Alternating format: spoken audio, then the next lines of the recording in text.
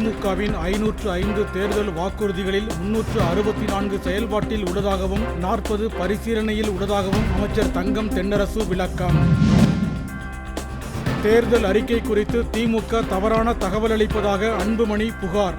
அரசாணை வெளியிட்டால் வாக்குறுதி நிறைவேறிவிடுமா என கேள்வி. மாநகராட்சி ஒப்பந்தங்கள் வழங்கியதில் 98 கோடியே 25 லட்சம் ரூபாய் முறைகேடு வழக்கில் SP வேலுமணியின் பெயர் மீண்டும் சேர்ப்பு. பாரதிய ராஷ்டிரிய சமிதி கட்சியிலிருந்து சந்திரசேகர ராவின் மகள் கவிதா தற்காலிக நீக்கம். அண்ணன் மீது குற்றம் சாட்டிய நிலையில் நடவடிக்கை. அதிமுக ஆட்சி அமைந்தவுடன் தொழில்துறையினருக்கு முழு பாதுகாப்பு வழங்கப்படும் என எடப்பாடி பழனிசாமி வாக்குறுதி.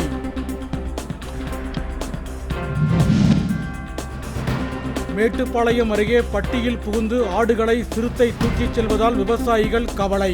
குண்டு வைத்து பிடிக்க வனத்துறை தீவிரம்.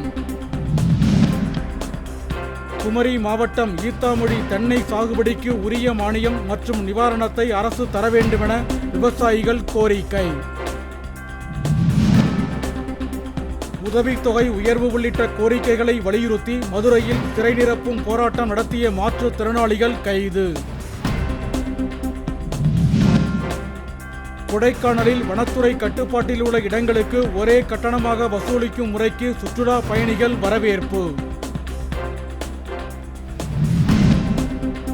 உதகை அருகே வீட்டை சுற்றி கஞ்சா செடி வளர்த்த கண்ணன் என்ற முதியவர் கைது. காவல்துறை ஆய்வில் 2 கிலோ மான் இறைச்சியும் பறிமுதல்.